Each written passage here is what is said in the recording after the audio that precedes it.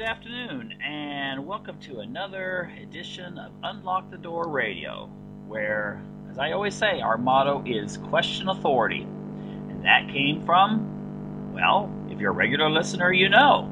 If you're new, you might not. That came from Benjamin Franklin, who was, as many people don't know, one of the foremost, he was actually considered the foremost scientist of his era, although most of the time we just think about his politics. Now, tonight, we're going to talk about something a little bit scientific, actually more psychological.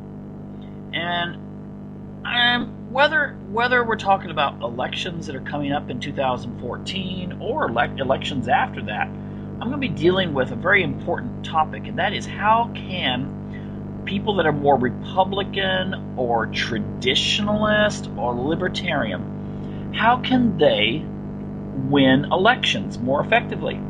I'm going to let you in on the secret of how to do it.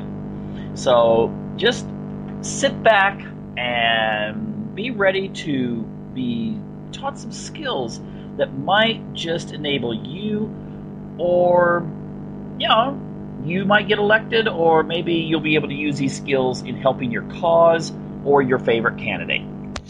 Now, first of all, I find that more conservative people, and even more libertarian and traditionalist, there should be some abbreviation for that, conservative, libertarian, traditionalist, CLTs. I'm just going to say that, CLTs.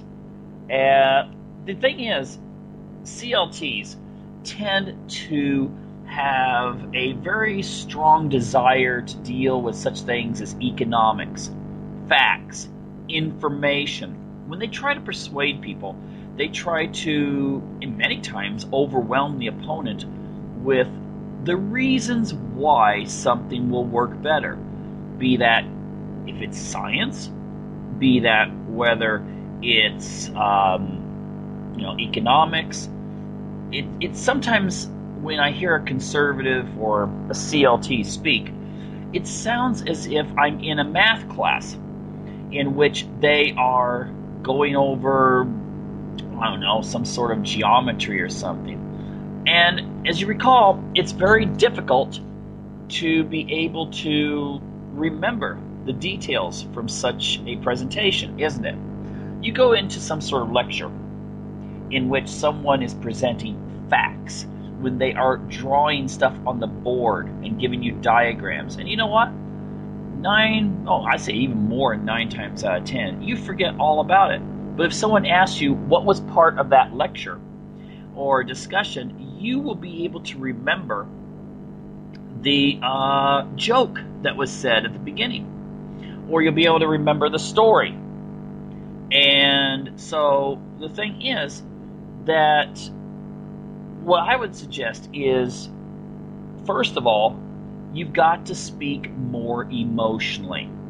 Now, I'm not saying go into the extent that everything is just some sort of emotional dribble. I know that's what's going on in some of your minds. You're thinking about some of these liberals who are speaking of, polar bears out on ice. Well, and then you say, well, wait a minute, the polar bears swim from iceberg to iceberg in search of prey. Or polar bears, the polar sheets are actually thicker now than they have been in recent recorded history. The thing is that the thing is that people still remember the picture of the stupid polar bear on the ice and someone saying, this is really sad, and given the implication that polar bear is going to drown. Now, the thing is that facts are usually on the CLT's side. But emotion is what often sways an audience. So, I'm going to give you some of the pointers, and just take notes if you wish. It's up to you, but here we go. Now, first of all, I would say you've got to use humor. Humor is one of the most vital means of getting into a person's mind. You see, humor is able to bypass the the normal barriers that exist between the outside environment and your actual mind, and even more importantly, your subconscious. The barriers that we set up, or that are set up for us naturally, usually enable us to listen to a presentation, listen to a discussion, listen to a debate, listen to anything, and be able to pick apart the things that we find make sense and the things that don't. However, a good piece of humor, a joke, serves several different functions. One is it's usually a mini story that deals with an irony.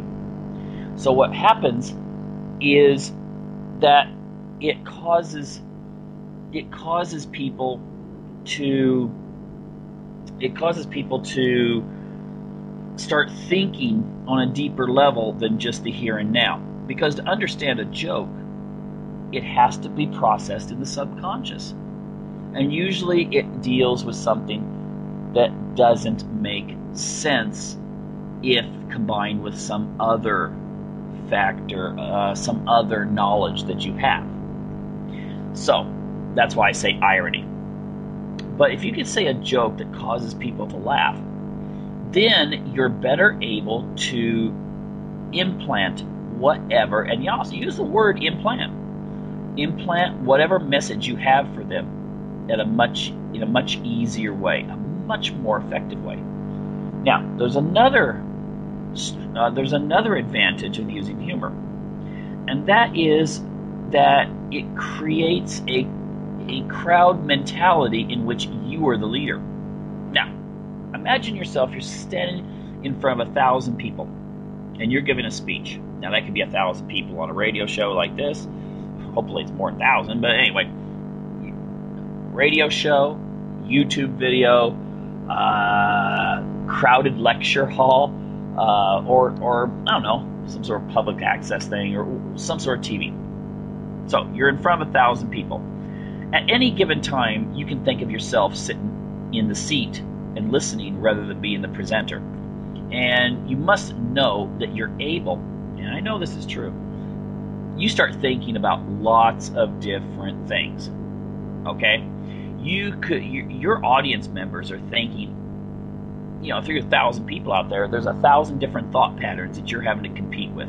You're having to compete with the guy in the front row who's noticing the girl in the miniskirt sitting next to him, whereas he's having some thoughts he's trying to get rid of. Or you're trying to connect to the girl in the miniskirt who is wondering if her boyfriend is ever going to finally pop the question and ask her to marry him. And then you're competing with the woman in back of them who's wondering if her kids are going to pass their courses this, because the grading season's coming up. Or, there's all these various things that people are thinking about. And now, the advantage of humor is that, what Sigmund Freud said in Civilization and Its Discontents is that the human mind often, in a crowded situation, will surrender its ego, project it out into a false ego, a group mentality. That's why, for instance, when you see people at rave concerts jumping around half naked and listening to trance-like music, they all seem to be in some sort of unison. That is because, again, they have surrendered the ego to a group dynamic. Now, that could be fine for a dance, or it could be dangerous if the lights go out in the middle of the city in the middle of the night. So, the thing is that humor enables you to create a group rather than just 1,000 people that are all thinking about their various hopes, dreams, fantasies, worries, and desires. So try to use humor at all times. I would advise that a good speaker, if they're going to speak for an hour, and here I'm probably not going to actually use my own advice here when it comes to this, but a good speaker will be able to throw in a joke at least every 5 minutes. At least every 5. Remember, when you get the audience laughing with you, they're also thinking with you. You've caused them to erase all those thoughts that they had that could crowd out what you're saying. And believe it or not, probably what you're saying is not quite as important as some of the concerns they have. So you've got to be able to push them aside and bring yourself in and put yourself into their mind. So humor at all costs. Second, I would say that, well, studies have shown many, many times, is at least when it comes to a male speaker, the louder he is and the more deep voice or assertive he is, the more people will believe whatever he has to say. I think this can be true. This is probably true for women too, but it's just, I haven't seen any studies on that. But I have seen it with men. Now, if you think about it, whenever you have instructional videos, they usually choose a guy who's like middle age. I keep thinking of it. It's kind of funny. I don't think it's authentic, but there's that one video that goes. It's been all over the internet. That's supposed to be like a hidden Illuminati. What do you call it? Training video for new recruits. And they have this middle-aged guy who's got a nice deep voice, and he's dressed nice and has the nice white wavy hair, and he sounds like he has a lot of authority. He sounds like someone who's in a leadership position trying to bring you into something. Now again, I mean, I've talked to people who have seen that and they swear that it must be real. Maybe it is. It's that one called Lumicore, but I don't really know, so I'm not going to say. But that is a kind of voice that can really bring people in and listen. So if you've got a voice that's not really deep, you can't talk like this, to everyone all the time. A lot of times, just raise your voice, because I guarantee you that a louder person who sounds like they believe in what they're saying will carry the day in a debate. Now, here's the example I'm going to bring up. I'm sure everyone has seen this. And that is the Alex Jones versus Pierce Morgan. Yeah. The Pierce Morgan debate on gun control. Now, if you haven't seen it, you need to. Now, I've instructed debate before in the past. And I'll tell you one thing. Alex Jones broke so many rules in that. Most debate coaches would have, if this was an actual Lincoln Douglas debate, would have actually said, okay, enough, this is getting out of hand. But you know what? There's not that many debate coaches out there in the public who register their opinions. So, what counted was the reactions. Now, I didn't see any polls on this. I heard there was some taken that said that Alex Jones carried the day. But I did talk to some people who hadn't actually listened to Alex Jones before, and they were all like, he just creamed that British guy. He just really... And the thing is, if you watch the two, the one thing he had going for him was that he was loud, and he really believes in what he says. So what you wound up with was most people in the audience, and he must have gotten a lot more viewers after that, listeners. Most people in the audience felt that Alex Jones won it, even though, by debate standards, he did not. Okay, he would have been disqualified. But by actual reaching the public with his message, getting it out there, and persuading people, he won the debate. So I just want to have people remember that. You don't have to be as loud and in your face as Alex Jones was with Pierce Morgan. You don't have to be. But if you go into a debate with the attitude that I'm right, okay, there's a little neuro-linguistic programming or hypnosis, self-hypnosis, that they teach people that are trying to use like pickup artist strategies. You go into a room that has a lot of women if you're a man, and you pretend like you're, I don't know, a Nephilim or something. You're like 10 feet tall and you're in charge, and that will be conveyed to people. They will pick up on that. And you will pick up on it too. You will start to believe it. So never go into a debate and start conceding unless it's part of like a martial arts strategy. You start conceding a point, like saying, well, yeah, I can see where you're coming from. I understand this. And I just have to say this, though. And then you come around them like you're like a battleship against another battleship. You go ahead and take the hit, but then you swing around and nail them from behind. That is how you win a debate when it comes to politics. And like I said, never let yourself be in a position where you, in your own mind even, concede yourself as wrong. Okay? And it'll work. Try it out. Just try it out. Now, some other points there, aside from just the way that you can hypnotize yourself in order to win. And that is, and this is something that I think really CLTs have a hard time with, is that they kind of look down on popular culture.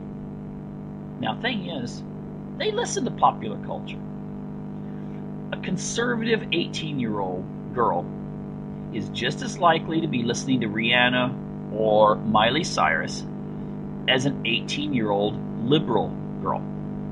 Shouldn't say girl, woman, 18. But the thing is, the average 35-year-old conservative is just as likely to be watching Walking Dead, Big Bang Theory, or Game of Thrones as the liberal is to be watching them. I know there's a little bit of variation. There's a little bit of variation when you get to some shows that are a little bit more risque or really overtly liberal. You'll have more liberal, that maybe challenge traditional views on the family. Liberals will be more likely to watch those. Conservatives will likely rate them low. But when you're talking about mainstream culture, conservatives and liberals are pretty much the same when it comes to what they are consuming. The problem is that liberals, I've heard lots of liberals speak, and they are very good at dropping names. And what I mean by dropping names is starting to make reference to popular culture. Now, you may think that's kind of cheap. You might think, oh, well, that's kind of like those, taking a serious debate and then going to the checkout stand by the in the aisle where you see all these magazines, everything from tabloids to celebrity gossip. That's the way CLTs tend to look at using popular culture in a discussion. But here's the problem. If you don't use popular culture, just like with the joke, you're risking not making connection with the people you're trying to persuade. People want and desire to belong. And if you are just up there thinking that, I don't need to use an analogy to this show or this movie or whatever, you're missing a wonderful opportunity. Because think about some of those times when you've been sitting back. I don't know, let's choose someone to be really, really popular with more traditional people. Charlton Heston. And when I say Charlton Heston, you're not just thinking about his being able to get up there and really be good at vocally supporting the Second Amendment. But I guarantee that right now you're thinking about one of his epic movies like the Ten Commandments. And if someone were to say to you, what does Moses look like? Well, most of you would think Charlton Heston, as he appeared when the movie The Ten Commandments came out. And that's natural. That's the way our brains work. In the same way, you nowadays, I think, if you ask people, what did Noah look like? And maybe just, 2 years ago, most people in America would say, well, he looked like some Middle Eastern Bedouin with a Santa Claus with a Middle Eastern Bedouin outfit. He's got his little staff and he's herding his goats into the boat. Well, the movie with Russell Crowe changed that to a lot of people. Now, when you say, what did Noah look like? A lot of people automatically start thinking of Russell Crowe in more modern clothes, certainly not just being a simple shepherd or something like that. And whether you love the movie or hated the movie, that's the image now. You just type in Noah and look at Google Images, and you'll find that I'll bet you about half, if not more, of the Google Images show Russell Crowe, and when he played the part. And the same could be true of a lot of other characters. Your view, if you think of what did Charles Lindbergh look like, well, you're thinking of Jimmy Stewart because he played the part. Or there's a huge variety of people. I'll just leave it at that. Now, if you're really old and you say Dracula, you think of Bela Lugosi. If you're younger, you think of Gary Oldman. That's just the way it is. Now,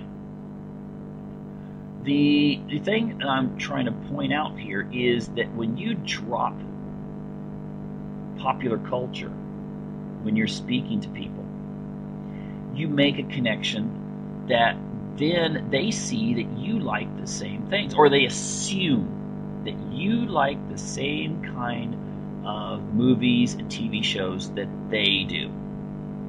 I guarantee that if you're talking to an audience and you're trying to talk to some, 20-year-old hipster, and you're not getting through to them, and you make some reference to an episode of The Walking Dead or Game of Thrones, they are suddenly, their eyes go, you watch it, their eyes go open. They'll start looking up like, whoa. There's a lot of people besides that age demographic and so forth that's watching those shows. But even the hard-to-get ones, you mention something they like, and they will automatically connect to you. I remember one time I was in a classroom, and I had a really hard-to-get person, and he had like a T-shirt from Metallica. And I remember I said, well, which album? Did you like that album or that album? Do you like this album or that album the best? And he's like, oh, you like them? And I'm like, oh, I've got them on my MP3 player. And automatically, I became the cool guy to him. And he'd listen to me then. That's how you connect to people. Okay? If you want to connect to people, this is what marketers do. My gosh, radio shows in America, they have it down to a science. They figure that if you're listening to, music from like Whitney Houston or someone like that probably you're an early middle-aged woman. If you're listening to, now of course that can vary, but at the same time, if you're listening to death metal, you're probably a younger male. And so the thing is that if people are so emotionally connected to their music and it hits certain demographics, you've got to reach people that way. If you see an old audience and you make a reference to The Walking Dead, that might not be the best thing, because some of them are probably fans, but some of them are thinking, hey, wait a minute, I'm going to be there soon. So they're not going to actually, be liking your talk that much. On the other hand, young people, they're going to like it.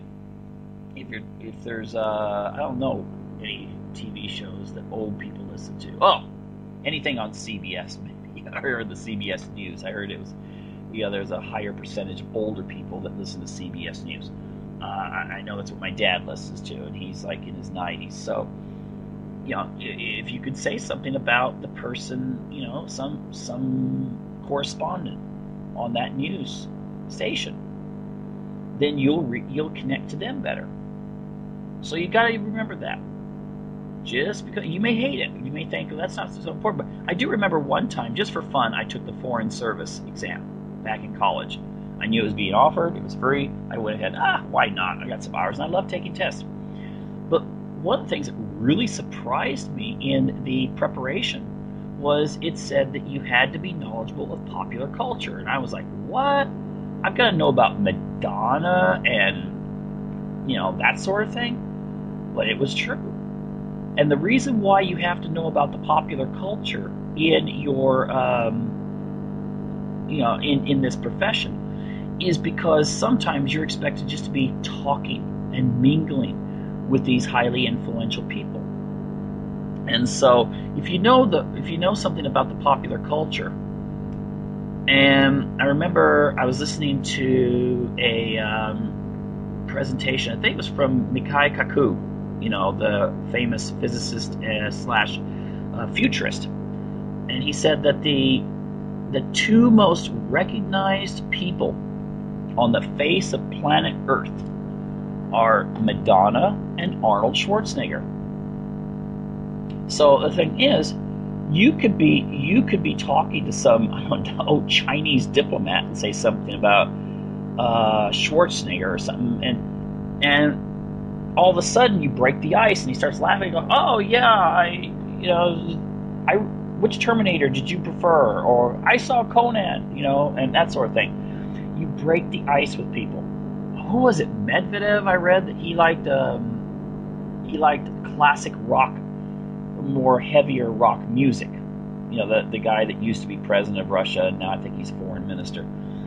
So, I mean, if you were going to be, if you're talking to Medvedev, which, probably most of you won't, but if you were talking to Medvedev and you just didn't know what to say, you could say something like, I heard you like Deep Purple. And all of a sudden, oh yeah, I don't know, maybe he likes Megadeth too.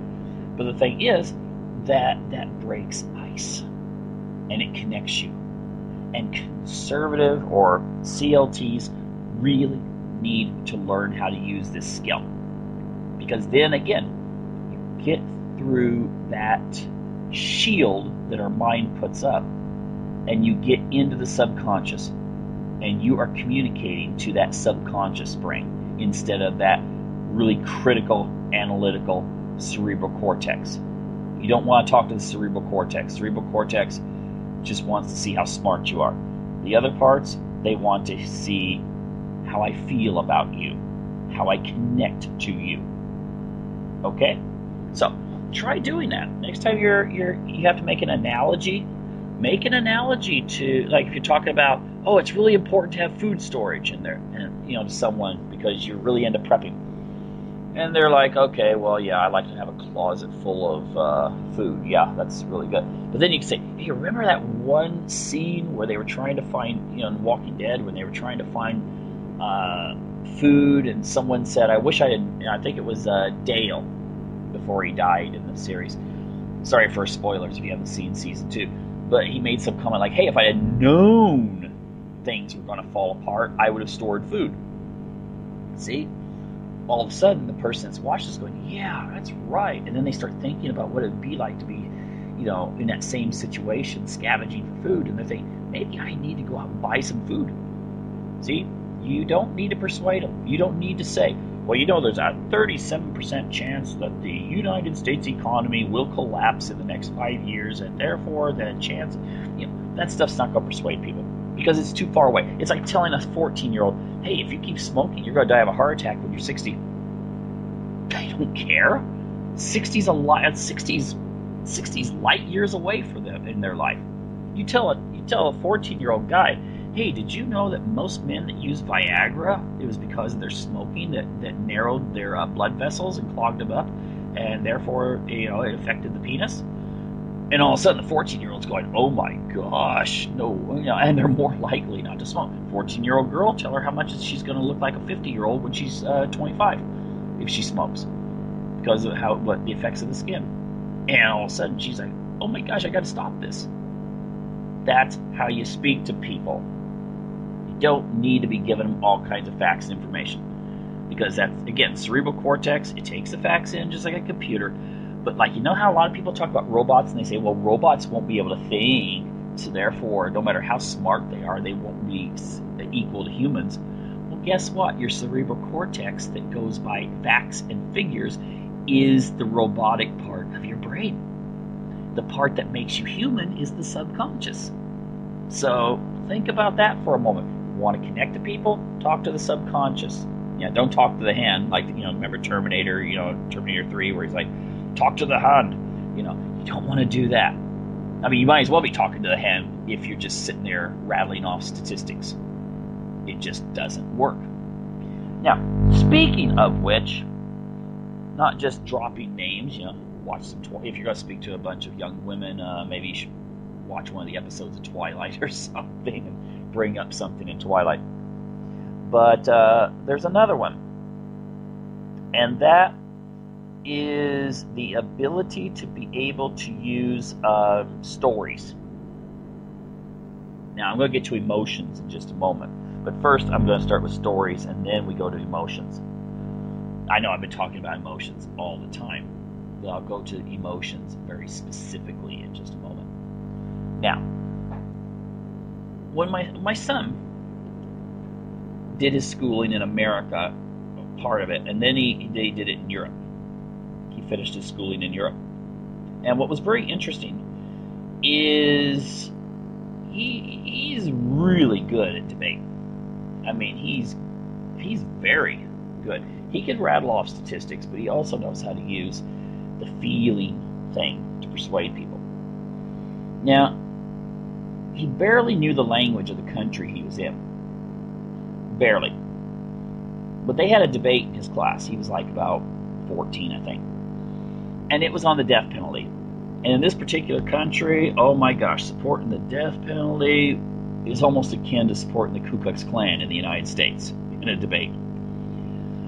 There was one other kid in his class that was on his side. The whole rest of the class was against him. Within, I think it was a 45-minute period, he switched the entire class to supporting the death penalty. Now, how did he do that? Now, I don't know how long it lasted, but he did switch them. So when they had a vote at the end of class, everyone voted for the death penalty. What he did was, instead of talking about, recidivism or the failures of rehabilitation, he used a story. He said, think about this. You're a guy. Now, he could have done this. I'll embellish a little. Okay? It's been a while. Imagine Bob. He's married to his high school sweetheart, and they're expecting their first child. But Bob wasn't so good in school. He's a good guy. He shows up to work, really tries to do his best, but he needs a better job because, he's in a little apartment and he really wants to be able to support his family. So he sees an ad for prison personnel. He goes and applies, and he gets the job. So they've got him working in a maximum security prison. And one day, there's a fight that breaks out between two inmates. And both inmates are deaf. They live in a state where there is no death penalty. So instead of getting the death penalty, they just got each of them had 4 life terms. They knew they were never getting out of prison. But they were in a fight, and he steps in to stop the fight, and one of them pulls out a homemade ice pick and shoves it into his head and kills him. So Bob's dead. And his wife is, devastated. Her baby will never meet its father. And the really sad part of this is that they'd had the death penalty in this state. One or both of those guys might have actually been either locked up in death row away from the other prisoners, or would have been executed. And then Bob would still be alive. Instead, all they do to the guy that shoved the ice pick into Bob's head is just give him another life term, which is nothing because he's not going to get out anyway. In fact, it gives him another notch. Yeah, I'm a 5-timer. Now, he used those kind of arguments, several of them, using a story. And everyone is just transfixed on this. Whoa, what happened to Bob? Oh no, Bob got killed? And you know what? If you tell it effectively in front of a large group, and you only hint that it's not true, you might say, I remember reading about that. Well, let's just pretend there's this situation. Let's call this gentleman Bob. What you've just now done by interrupting yourself and changing your narration is everyone now thinks, no, this is a true story. He's telling a true story, and he's changed the, maybe the guy's name was Robert, and he switched it over to Bob. But now I believe what he's telling me. And you're in total control of the narrative because you're making up the story as you're going along. But people throughout the ages, probably ever since the Great Flood, had to start all over again, people lost most of their skills at writing and taking information down. So how did we transfer information? It was orally, around the campfire. We told stories. Humans are designed to listen to stories. So what you need to do is you got to learn how to be a good storyteller. Now, I'm not saying you have to learn all these skills, okay? But if you can learn to be a good storyteller, you can grab the attention of the people as well. Now, I don't know if you ever saw the movie. You should watch it since Hillary Clinton's thinking of running for president. But everyone ever hear about the movie, and this actually is a real movie, I'm not making this up. It's called Primary Colors. It starred John Travolta, basically playing the part of an individual who ultimately was based on the character of Bill Clinton. And I remember that he goes and tells a story about his uncle who was in the war. I believe that's the way the story went. I haven't seen the movie for a few years, but he's telling a story about his uncle who was in the war. Don't even remember which war. I think it was World War II. And everyone's transfixed on this story. He says stuff like, well, he never even got a chance to learn how to read, even though he got this certificate of award or something for his heroism. And in the movie, everyone's just like practically crying. There's no noise. You can drop a pin. Well, that's what happens when people tell stories. You can get people who are normally just sitting there chatting with each other in the back of the room. And you start telling a story, they stop and they listen. That's what CLTs need to do. Conservative, libertarian, traditionalists need to learn to speak the way that human beings were designed to speak. Not like college professors, not like primary school teachers, but as storytellers. Hey, you know what? One culture that really captures storytelling is the Irish. They always love to tell stories. Notice which country of origin most of our U.S. presidents are from. Either Ireland or Northern Scotland. Scotch-Irish. These areas, the people, they all have that same culture of telling stories. So maybe maybe it's genetic, I don't know, but it gets passed through, and it captures people. You've got to learn to be that way too, and it really does work. I mean, and like I said, you can make up things as you go. That's the beauty of it all. But try to do it in such a way that you're touching their hearts. Try to make it, throw in something sad. Throw in something about someone who, is dry. If you're choose anything. Choose a gun control. Someone who always refused to have a gun and then gets robbed and beaten, or something like that. I mean, a lot of times you can find the true stories, but if you're at a loss for a true story to use one that you make up. Because if you do that, you'll be more likely to be able to get in there and persuade them. And that's what they're going to remember too. They're going to remember the story. There's many times I have heard a teacher talk about something. I remember I had a college professor. I was in a psychology course.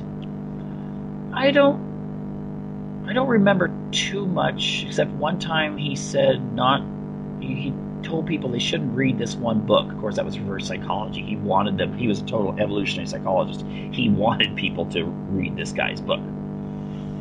But there was another thing. The one thing I remember from his classes was that he would always come in and talk about these raccoons that were attacking his poor little dogs. Yeah, can you believe that? That's the one thing I remember from this advanced psychology course, was him talking about the raccoons always picking on his dogs, and why. I think he was angry because he wasn't allowed to use certain traps or something on his property or something, but he was really upset with the raccoons that were picking on his poor. I think he even said his poor dog was one of those kind of family type dogs. It was like 10 years old, so she wasn't very strong. And raccoons would come along and beat her up and stuff, and steal her food or attack her or whatever. That's what I remember. Think about it yourself. Now, you think about yourself. Had you ever have a college professor of some class, I don't care if it was human anatomy and physiology, 400 level G class, or whatever it was, and the thing you remember is some personal story that professor told you? Well, try it out. Start using the stories. Anyway, let's go on here. Now, emotion. The thing is that if you're going to use a Freudian standpoint on all of this stuff, there's also the particular concept of using emotions effectively to create, what do you call it, trigger or whatever. Anyway, Edward Bernays put it really well. If you ever get a chance, it's on the internet. Please look up Edward Bernays, and it's called Propaganda. It was written in 1928. There's several places you can just go to the site for free and print it off if you want to. But he talks about the idea of how to communicate to people. And I remember one time I did a video on Bernays. You can look it up, Edward Bernays, Architect of the Consumer Mind. And there was something about him doing he was given a commission to do some sort of educational program. In those days, that was putting on a play. It had something to do with sexually transmitted diseases. And of course, traditionally in those kinds of programs, you just get up and tell people, well, this is what gonorrhea will do to you, or something like that. Instead, he used a play. And in the play, which was very, very effective, you show emotions of people, how they feel about what happens to them. And that's how people relate. They remember the expression on the person's face, or the despair they're feeling. That's what we'll come across. Bernays was a master at doing this. There's programs now in which they want people to have less kids. And I'll guarantee, these are done in the Western world too. But they brag about the ones that they use in Latin America and now in some parts of Africa. To get people to have less kids, you show happy people with small families. Large families, they're not so happy. You show them as stressed and unhappy and not having enough stuff for their kids. And you interweave that into your programs. Now, it's not effective to go to a strongly Hindu area or Muslim area or Catholic area and say, we need to cut the population of the earth, and we need to do this, and we need to do that. It's not effective. It doesn't work. I mean, it can work on some people, cognitively, rationally, the more educated classes, it probably does. But not the target audience, the masses in general. But if they watch soap operas, they watch movies, and situation comedies, that will change things. Think about this. I gotta say this. I gotta throw this in here on emotion.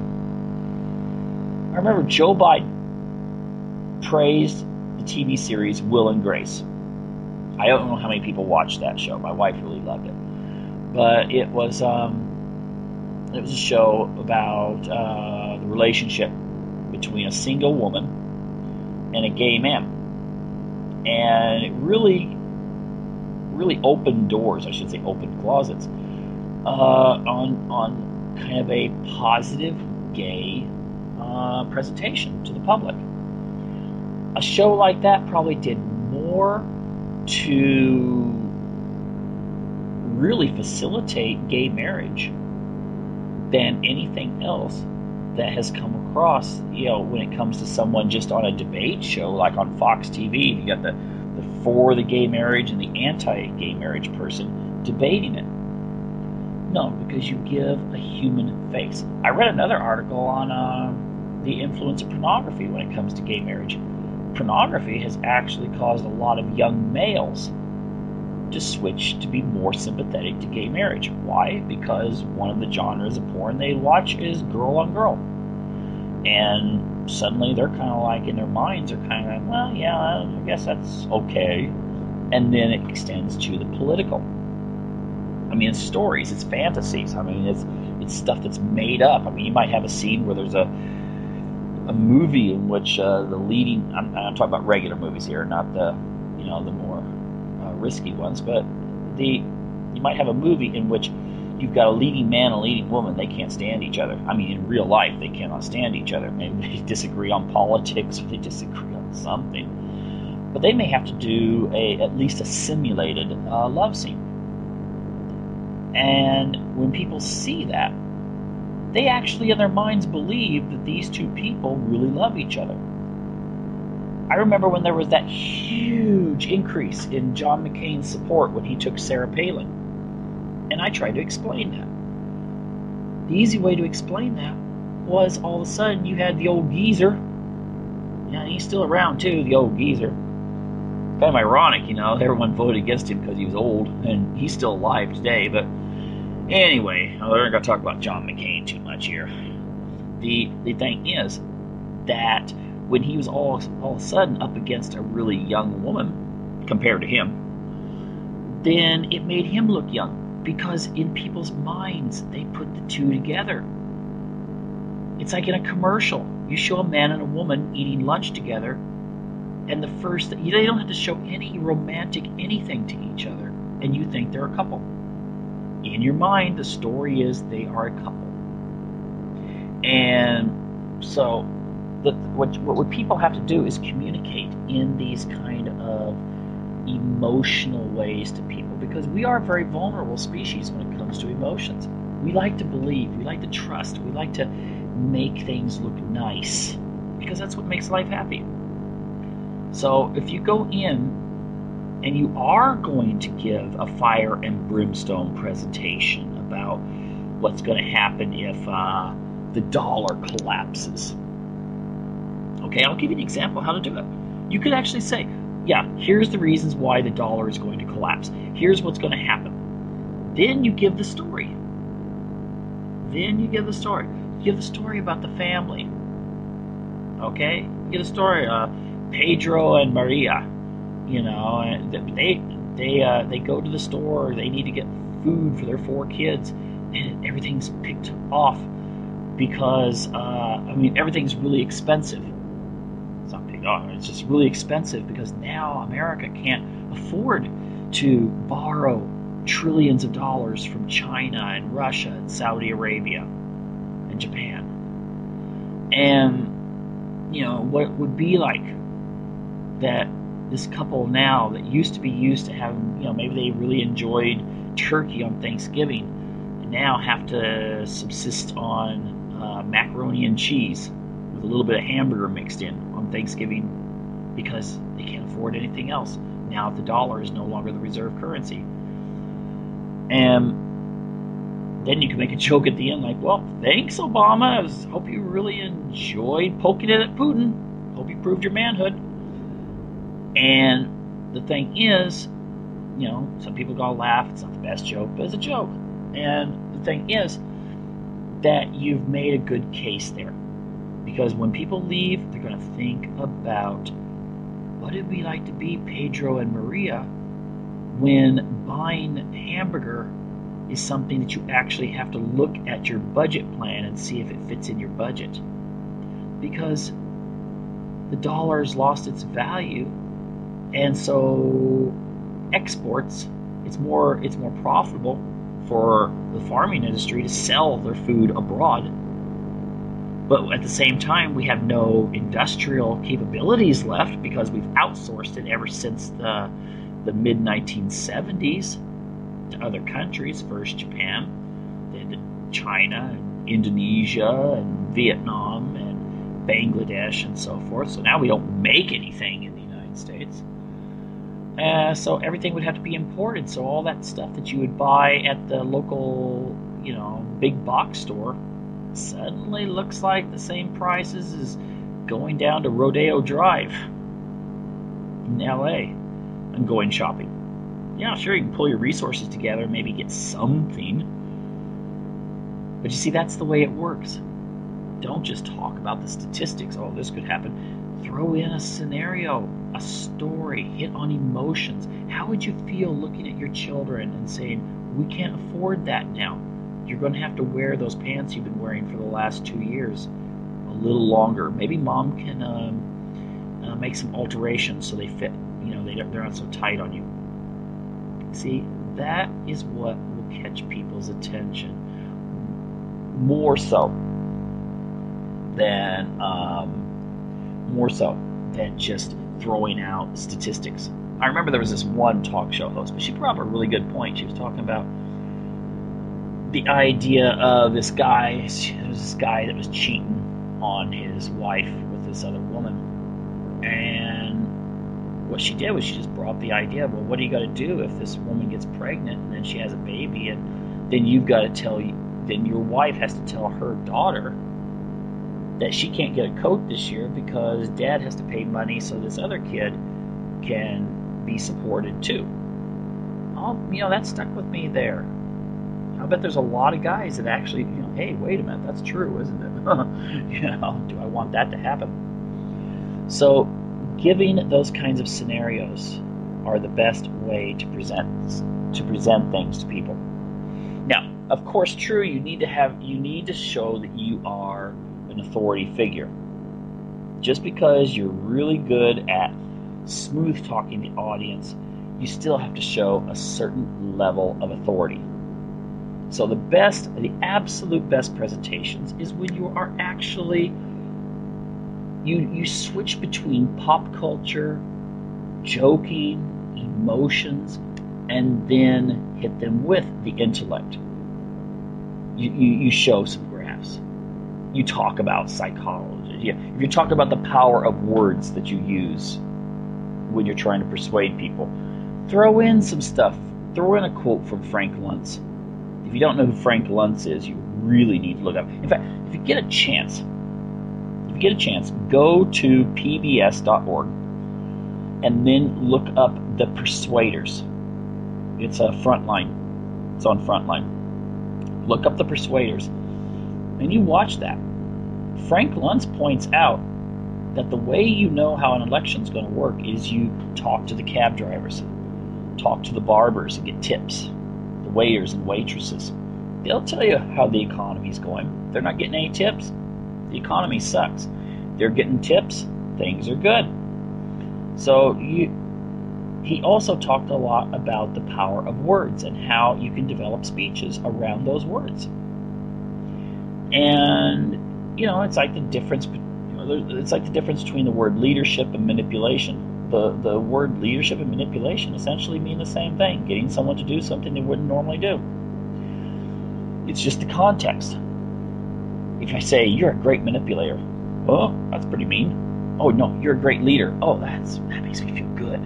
Well, look up the definition. Okay, but Frank Luntz is a pro. And then there's another guy.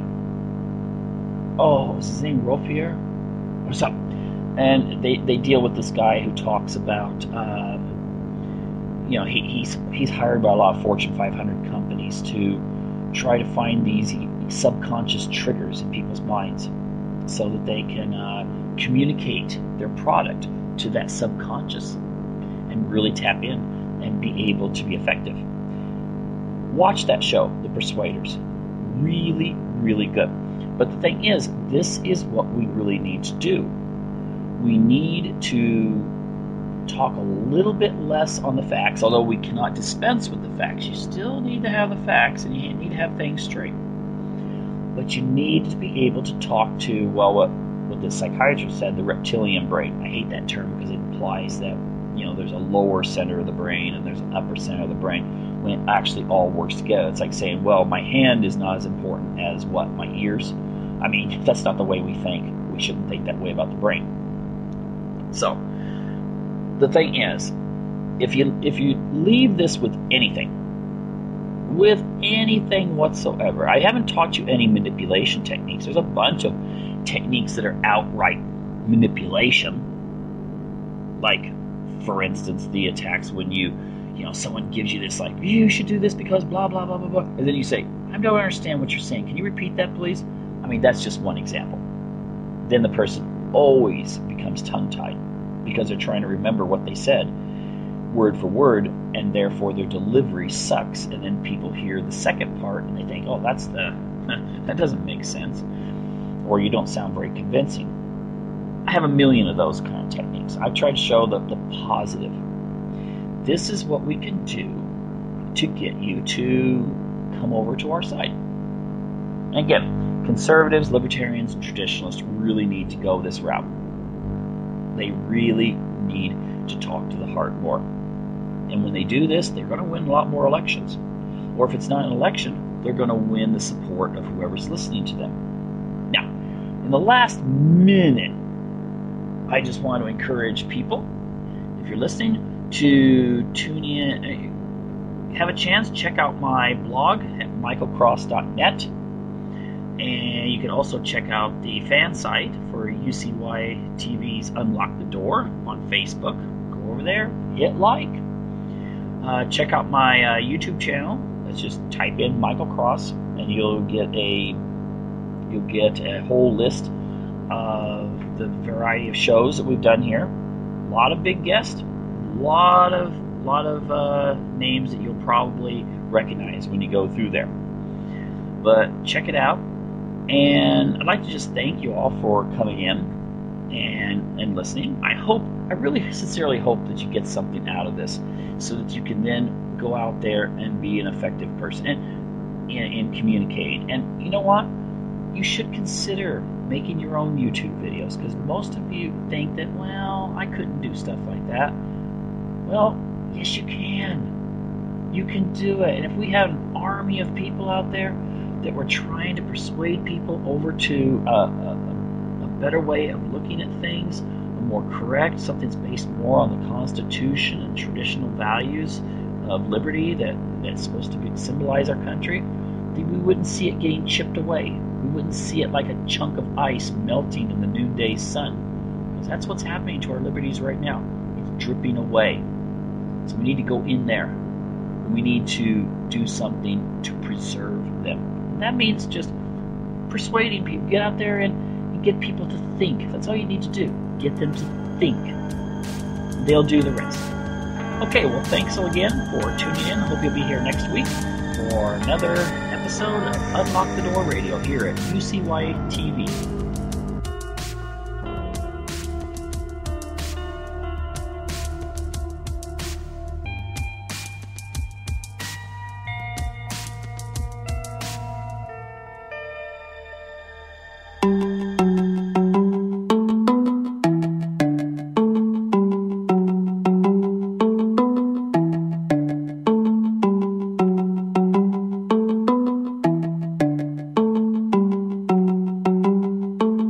For more news, visit pigminenews.com.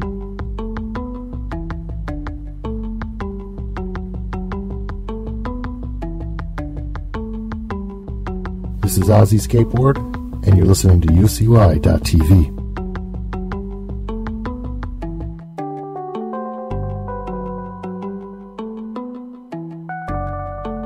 In a Quinnipiac University national poll, a plurality of voters say President Barack Obama is the worst president since World War II. 33% of voters think the current president is the worst since 1945.